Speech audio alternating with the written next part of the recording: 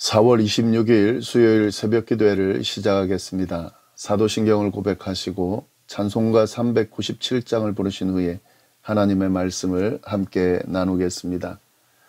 오늘 하나님께서 저희에게 주신 말씀은 사무엘하 10장 1절부터 19절까지의 말씀입니다. 그 후에 암몬 자손의 왕이 죽고 그의 아들 한운이 대신하여 왕이 되니 다윗이 이르되 내가 나하스의 아들 한운에게 은총을 베풀되 그의 아버지가 내게 은총을 베푼 것 같이 하리라 하고 다윗이 그의 신하들을 보내 그의 아버지를 조상하니라. 다윗의 신하들이 암몬 자손의 땅에 이름에 암몬 자손의 관리들이 그들의 주 한운에게 말하되 왕은 다윗이 조객을 당신에게 보낸 것이 왕의 아버지를 공경함인 줄 여기시나이까. 다윗이 그의 신하들을 당신에게 보내 이 성을 엿보고 탐지하여 함락시키고자 함이 아니니까 하니, 이에 한운이 다윗의 신하들을 잡아 그들의 수염 절반을 깎고 그들의 의복의 중동 볼기까지 자르고 돌려보내매 사람들이 이 일을 다윗에게 알리니라. 그 사람들이 크게 부끄러워하므로 왕이 그들을 맞으러 보내 이르기를 너희는 수염이 자라기까지 여리고에 머물다가 돌아오라 하니라. 암몬 자손들이 자기들이 다윗에게 미움이 된 줄을 알고 암몬 자손들이 사람을 보내 벳르홉 아람 사람과 소바 아람 사람의 보병 2만 명과 마아가 왕 그의 사람 1000명과 돕 사람 12,000명을 고용한지라. 다윗이 듣고 요압과 용사의 온 무리를 보내매 암몬 자손은 나와서 성문 어귀에 진을 쳤고 소바와 르홉 사람과 돕과 마아가 사람들은 따로 들에 있더라. 요압이 자기와 맞서 앞뒤에 적진을 보고 이스라엘의 선발자 중에서 또 엄선하여 아람 사람과 싸우려고 진치고 그 백성의 남은 자를 그 아우 아비새의 수하에 맡겨 암몬 자손과 싸우려고 진치게 하고 이르되 만일 아람 사람이 나보다 강하면 내가 나를 돕고 만일 암몬 자손이 너보다 강하면 내가 가서 너를 도우리라. 너는 담대하라. 우리가 우리 백성과 우리 하나님의 성읍들을 위하여 담대히 하자. 여호와께서 선히 여기시는 대로 행하시기를 원하노라 하고 요압과 그와 함께한 백성이 아람 사람을 대항하여 싸우려고 나아가니 그들이 그 앞에서 도망하고 암몬 자손은 아람 사람이 도망함을 보고 그들도 아비스 앞에서 도망하여 성읍으로 들어간지라. 요압이 암몬 자손을 떠나 예루살렘으로 돌아가니라. 아람 사람이 자기가 이스라엘 앞에서 패하였음을 보고 다 모임에 하닷 에셀이 사람을 보내 강 건너쪽에 있는 아람 사람을 불러내매 그들이 헬람에 이르니 하닷 에셀의 군사령관 소박이 그들을 거느리진지라. 어떤 사람이 다윗에게 알림해 그가 온 이스라엘을 모으고 요단을 건너 헬람에 이르매 아람 사람들이 다윗을 향하여 진을 치고 더불어 싸우더니 아람 사람이 이스라엘 앞에서 도망한지라. 다윗이 아람 병거 700대와 마병 4만 명을 죽이고 또 그 군사령관 소박을 치매 거기서 죽으니라. 하다데셀에게 속한 왕들이 자기가 이스라엘 앞에서 패함을 보고 이스라엘과 화친하고 섬기니 그러므로 아람 사람들이 두려워하여 다시는 암몬 자손을 돕지 아니하니라. 아멘. 오늘은 사무엘하 10장 말씀을 함께 나누도록 하겠습니다. 9장에서 다윗이 요나단과 맺은 언약을 이행하는 내용을 저희가 살펴봤는데요. 약속을 신실하게 지키는 그 다윗의 모습을 통해서 신실하게 약속을 지키시는 하나님의 백성으로서 어떤 모습을 가져야 하는지를 우리가 깨달을 수 있었습니다. 오늘 본문은 암몬과의 갈등과 전쟁에 대한 내용을 담고 있는데 이를 통해서 또 어떤 교훈이 주어지는지 함께 보도록 하겠습니다. 본문이 길기 때문에 다 읽지는 않고요. 대략적인 내용을 말씀드리면 이렇습니다. 암몬 자손의 왕 나하스가 죽고 그의 아들 한운이 그를 대신하여 왕이 되었습니다. 이 소식을 들은 다윗은 조문단을 보내게 되는데요. 이는 나하스의 죽음을 슬퍼하고 그의 아들 한운에게 은총을 베풀겠다는 다윗의 선한 마음이 담긴 그런 조문이었습니다. 그런데 한운의 신하들이 다윗의 이 선의의 마음을 제대로 받아들이지 않고 왜곡했습니다. 그들은 다윗이 정탐을 목적으로 조문단을 보냈다고 한운에게 주장을 했습니다. 그 이야기를 들은 한운은 다윗의 조문단을 받아들이지 않고요. 도리어 그들을 잡아서 수염 절반을 깎고 그들의 겉옷을 엉덩이 중간까지 잘라서 되돌려 보냈습니다. 이것은 아주 모욕적인 행위인데요. 이 한운은 다윗의 조문단을 이렇게 수치스럽게 만든 후에 돌려보냈습니다. 결국 이런 한운의 행위는 다윗을 향해 선전포고를 하는 것과 마찬가지였는데요. 선의의 마음을 제대로 받아들이지 못하고 도리어 왜곡해서 적대하는 이 암몬의 행위는 아주 어리석고 잘못된 모습이 아닐 수가 없습니다. 이런 경우 참 많죠. 상대방의 선한 마음을 왜곡하고 도리어 적대하는 그런 경우가 참 많습니다. 다른 사람의 마음을 생각하지 않고 오직 자기 생각과 주장만을 고집하기 때문에 나오는 그런 모습인데, 이런 모습은 아주 잘못된 모습입니다. 이렇듯 암몬은 다윗의 선의의 마음을 왜곡함으로 아예 다윗과 적대적인 관계를 만들어 버렸습니다. 그러나 암몬의 이 행동에 대해서 다윗은 바로 반응하지를 않았습니다. 그들이 선전포고를 한 것과 마찬가지지만 그는 성급하게 판단하고 행동하지 않았습니다. 아마도 그들이 오해하고 한 행동이라고 생각하면서 이해하려고 했을 수도 있습니다. 어쨌든 다윗은 암몬을 먼저 치려고 움직이지 않았습니다. 주변 나라들을 다 정리했음에도 불구하고 암몬은 먼저 치려고 하지 않았다는 거죠.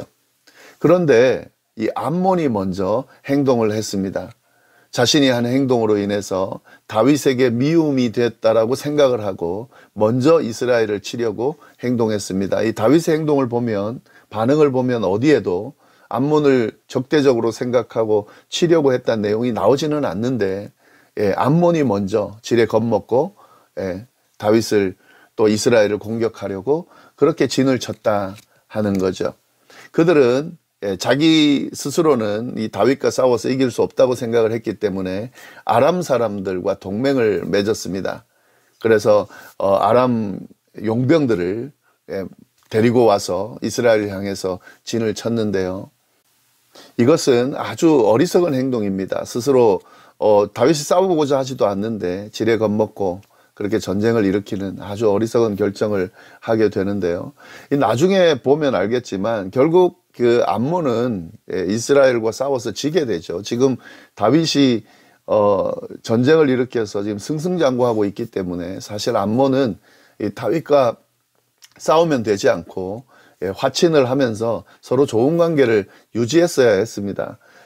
또한 다윗이 암몬에 대해서는 호의적인 지금 모습을 보이고 있기 때문에 만약에 싸우지 않았다라고 하면 그들의 그 모습을 그대로 유지하면서 평화롭게 잘 지낼 수 있었을 겁니다. 그러나 그들이 이렇게 다윗의 선한 마음을 제대로 받아들이지 않고 전쟁을 걸면서 결국 그런 결과가 나타나게 된 거죠. 다윗은 싸움을 거는 그들의 행동을 그냥 지켜보지는 않죠. 그들이 싸움을 거니까 당연히 싸우게 되겠죠. 그리고 그 싸움에서 다윗이 이기게 됐습니다. 선의의 마음을 받아들이지 않는 사람의 결론이 어떤지, 또 하나님의 백성들과 대적한 사람들의 모습이 어떤 결과가 주어지는지를 잘 드러내고 있습니다. 그리고 오늘 본문에서 한 가지 더 볼 내용이 있는데요. 요압이 암몬 연합군과 싸우는 장면입니다. 이 암몬과 아람 연합군이 적은 숫자가 아니었습니다. 그리고 굉장히 전략적으로 이스라엘을 위협했습니다. 양쪽으로 나눠져서 이스라엘을 양쪽에서 공격하는 그런 구조로 전략을 짰습니다. 사실은 이 전술로만 하면 굉장히 이스라엘에게 위협이 되는 그런 상황이었는데 이 모습을 요압이 깨닫게 됐죠. 그래서 그에 대비해서 요압이 전술을 짰습니다. 자, 이 이스라엘 군대도 두 대로 나누어서 요압이 주도하는 부대는 아람 사람과 싸우고 나머지는 동생 아비새가 주도하여 암몬과 싸우도록 했습니다. 요압이 느끼기에는 이 아람 사람들, 이 용병들이 훨씬 더 강력했다고 생각을 했기 때문에 자신이 주도하는 부대는 그들과 싸우고 동생은 암몬과 싸우게 했는데요. 이 요압이 싸움에 임하는 자세 그리고 그의 부하들을 독려하는 내용이 아주 중요합니다. 그가 동생 아비새에게 다음과 같이 이야기를 했는데요. 11절 12절 말씀입니다. 이르되 만일 아람 사람이 나보다 강하면 내가 나를 돕고 만일 암몬 자손이 너보다 강하면 내가 가서 너를 도우리라. 그러면서 뭐라 그랬냐면 너는 담대하라. 우리가 우리 백성과 우리 하나님의 성읍들을 위하여 담대히 하자. 여호와께서 선히 여기시는 대로 행하시기를 원하노라 하고, 이 요압이 지금 이 전쟁이 누가 주도하는 전쟁인지를 분명히 지금 하고 가르쳐주고 있습니다. 다윗과 함께 전쟁을 하다 보니까 아마 이 사실이 명확하게 그도 깨닫게 됐다라고 생각이 드는데요. 요압도 이 전쟁의 주도자가 하나님이라는 사실을 분명히 알았습니다. 그래서 하나님께서 주도하시고 하나님께서 분명히 우리들과 함께 하시고 우리들을 승리로 이끌 것이라는 것을 믿었기 때문에 담대하자고 그렇게 그들을 독려하고 전쟁에 임할 수 있도록 했다 하는 거죠. 다윗뿐만 아니라 요압 아니면 누구든지 이 하나님께서 주도하시고 하나님께서 주권을 가지고 행하신다는 사실을 깨닫는 사람들은 분명히 어떤 전쟁에든 승리할 수 있습니다. 이 부분을 분명히 하고 있습니다. 지금 사실은 요압이 이끄는 부대, 이스라엘 군대와 이 아람과 암몬 연합군의 이 그 전쟁의 어떤 규모를 비교하면 이스라엘이 이기기가 쉽지가 않습니다. 근데 지금 하나님이 함께 하시는 전쟁이기 때문에 어떤 일이 일어났습니까? 아람과 이 요압이 싸웠을 때에 싸우기도 전에 이 아람 사람들이 도망을 쳐버립니다. 그리고 아람 사람들이 도망치는 것을 암몬 자손이 지켜보면서 암몬 자손들도 도망을 치게 됩니다. 그러니까 전쟁이 안 되는 거죠. 하나님이 주도하는 전쟁이기 때문에, 하나님이 주도하는 전쟁이라고 믿고 임하기 때문에 이런 결과가 나타난 거죠.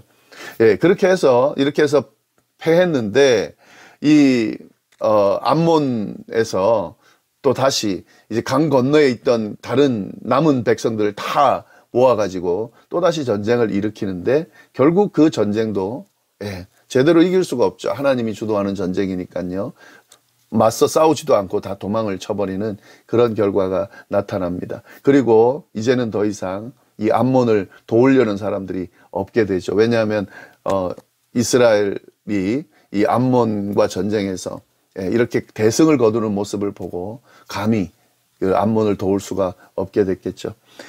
암몬은 사실은 이 다윗과 잘 지냈으면은 하나님의 백성들, 하나님의 나라, 하나님이 이끄는 이 나라와 잘 지냈으면은 사실 이런 일이 일어나지 않았을 텐데요.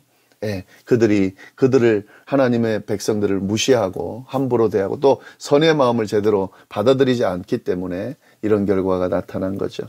우리가 이 말씀을 보면서 좀 잘 깨달을 부분들을 깨닫고 또 우리가 어떻게 행동해야 될지를 좀 잘 우리가 분별하고 그렇게 적용할 수 있어야 하겠습니다. 기도하겠습니다. 하나님 아버지 감사합니다. 귀한 말씀으로 또 오늘 하루를 채우시니 감사합니다. 주신 말씀 붙들고 오늘 하루도 어디에서 무엇을 하든지 승리하는 그런 삶이 되도록 인도하여 주옵소서. 함께 해주시기를 간절히 바라고 살아계신 예수님의 이름으로 기도드립니다. 아멘.